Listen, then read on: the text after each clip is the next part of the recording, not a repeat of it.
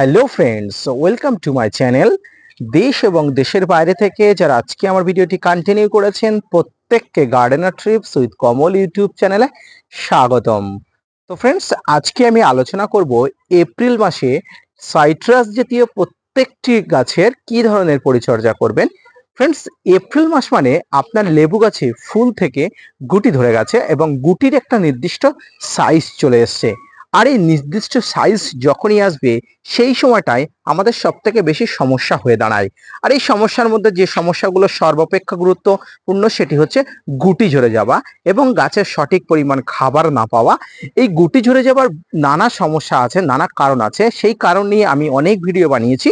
তো আজকে মূলত এই গুটি আসার পরে কি ধরনের পরিচর্যা আপনারা করবেন তাই নিয়ে থাকছে আজকের ভিডিওটি। আজকের ভিডিওটি আপনি যদি ছাদ বাগানি হয়ে থাকেন, আপনার সাইট্রাস জাতীয় সমস্ত লেবু গাছে যদি গুটি থেকে থাকে, তো আজকের ভিডিওটি আপনার জন্য।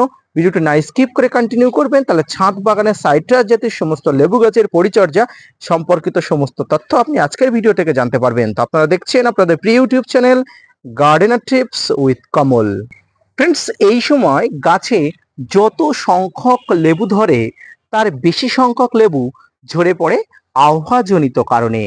এই তাপমাত্রাজনিত কারণে লেবু গাছের বিভিন্ন ধরনের সমস্যা দেখা যায়, গুটিগুলো সহজে ঝরে পড়ে। আর তখনই আমাদের মনে অশান্তির কুল থাকে না এবং আমাদের কিছু ভুল পরিচর্যার কারণে এই লেবু গাছের গুটিগুলো ঝরে পড়ে। মূলত তিনটি কারণে আমাদের লেবু গাছের গুটিগুলো ঝরে পড়ে। প্রথমত, পর্যাপ্ত খাবারের অভাব বা নিউট্রিশনের অভাব। শীতের সময় গাছগুলো ডরমেন্সিতে থাকে, তার আগে খাবার আপনারা অবশ্যই দিয়েছিলেন। সেই সমস্ত গাছে ফুল থেকে যে ফল হয় সেই ফলগুলো অবশ্যই থেকে যায়, কারণ ফল ধরার জন্য যে পর্যাপ্ত শক্তির দরকার হয় সেই শক্তিগুলো আপনার গাছে থেকে যায়। কিন্তু যারা গাছে খাবার দেননি তাদের গাছে এনার্জি অনেক পরিমাণ কম, তাই গাছে গুটি ধরার ফলে গাছের এনার্জি যাতে গাছ কমিয়ে না দিতে পারে সেই জন্য সহজেই গুটিগুলো ঝরিয়ে দেয় এবং গুটিগুলো ঝরিয়ে দিয়ে গাছ নিজে বাঁচার চেষ্টা করে।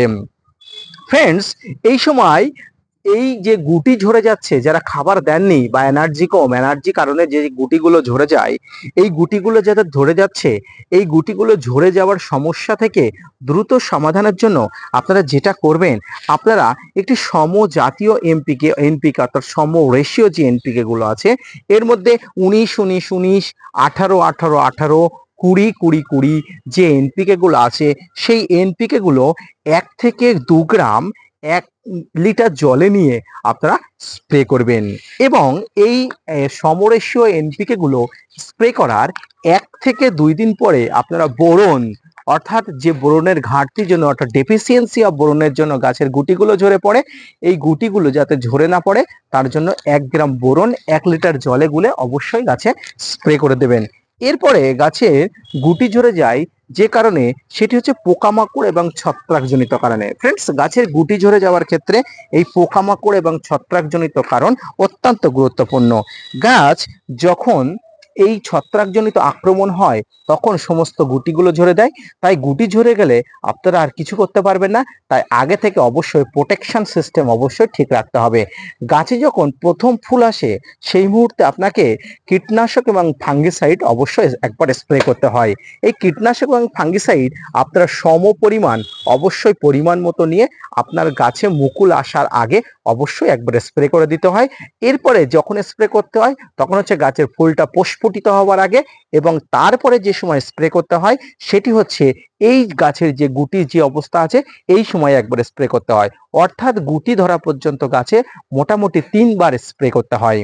ফ্রেন্ডস, আপনারা কীটনাশকের মধ্যে যেটি ব্যবহার করবেন সেটি হচ্ছে হামলা কীটনাশক। এই হামলা কীটনাশকটি গুটি ঝরা বন্ধ করে বা গুটি ঝরা বন্ধ করার জন্য যে কারণ সেটা হচ্ছে ফাঙ্গাস এবং কীটপতঙ্গ। এই কীটপতঙ্গের আশাকে অনেক অংশে কমিয়ে দেয়। এর পাশাপাশি যে ফাঙ্গিসাইডটা ব্যবহার করবেন সেটি হচ্ছে সাব ফাঙ্গিসাইড বা স্প্রিং ফাঙ্গিসাইড। এই হামলার সঙ্গে স্প্রিং ফাঙ্গিসাইড 1 গ্রাম মিশিয়ে নিয়ে আপনারা অবশ্যই গাছে স্প্রে করে দেবেন, অত্যন্ত ভালো কাজ হবে। এই গুটি ঝরার বন্ধ, গুটি ঝরে পড়ার মানসিকতা গাছের অচিরেই বন্ধ হয়ে যাবে। তো ফ্রেন্ডস, এইভাবে পরিচর্যা আপনাকে করতে হবে। এবং তৃতীয় যে কারণে গাছের গুটি সর্বাপেক্ষা বেশি ঝরে পড়ে সেটি হচ্ছে ওয়াটার ম্যানেজমেন্ট সিস্টেম। হ্যাঁ ফ্রেন্ডস, গাছের গুটি ঝরে যাওয়ার পিছনে এই ওয়াটার ম্যানেজমেন্ট সিস্টেম সর্বাপেক্ষা গুরুত্বপূর্ণ।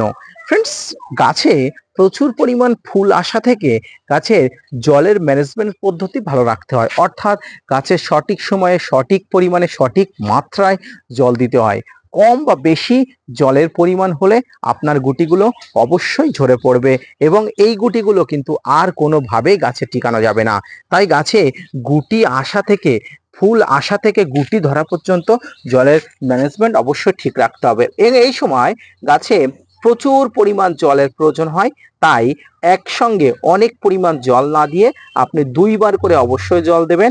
এই দুইবার জলের মধ্যে একটা গ্যাপ রাখবেন এবং প্রচুর জল ওয়াটারিং করবেন না, অল্প করে জল দেবেন এবং গাছের গোড়া এই সময় এইভাবে মালচিনিং করে দেবেন যাতে সূর্যের আলো ডিরেক্টলি গাছের গোড়াতে না লাগতে পারে এবং গাছে যাতে জলের অভাব না হয় সেই দিকে অবশ্যই আপনাকে লক্ষ্য রাখতে হবে। তো ফ্রেন্ডস, এই এপ্রিল মাসে লেবু গাছে পরিচর্যা সংক্রান্ত অর্থাৎ এই গুটির পরিচর্যা সংক্রান্ত আজকের এই ভিডিওটি যদি ভালো লেগে থাকে অবশ্যই লাইক, কমেন্ট, শেয়ার এবং সাবস্ক্রাইব করবেন। পাশাপাশি gardener tips with Kamal YouTube চ্যানেলকে সাপোর্ট করবেন। আপনাদের জন্য প্রতিনিয়ত তথ্য নিয়ে ভিডিও বানাই এবং আপনাদের জন্য এত কষ্ট করে ভিডিও বানাই। আপনারা যদি সাপোর্ট করেন, আপনারা যদি মোটিভেট করেন, আরো বেশি ভিডিও বানাতে আগ্রহী হয়। আপনাদের উদ্দেশ্যে নিয়ে সমস্ত তথ্য নিয়ে প্রতিনিয়ত যুক্তিপূর্ণ তথ্য নিয়ে আপনাদের উদ্দেশ্যে ভিডিও বানাই। তাই আপনাদের কাছে একটাই অনুরোধ, ভিডিওটি না স্কিপ করে কন্টিনিউ করবেন এবং আমার চ্যানেলকে সাপোর্ট করবেন। ফ্রেন্ডস, এই এপ্রিল মাসে লেবু গাছের পরিচর্যা সংক্রান্ত আজকের এই ভিডিওটি যদি ভালো লেগে থাকে অবশ্যই শেয়ার করবেন এবং ভিডিওটি কেমন লাগলো অবশ্যই কমেন্টস বক্সে জানাবেন। ধন্যবাদ।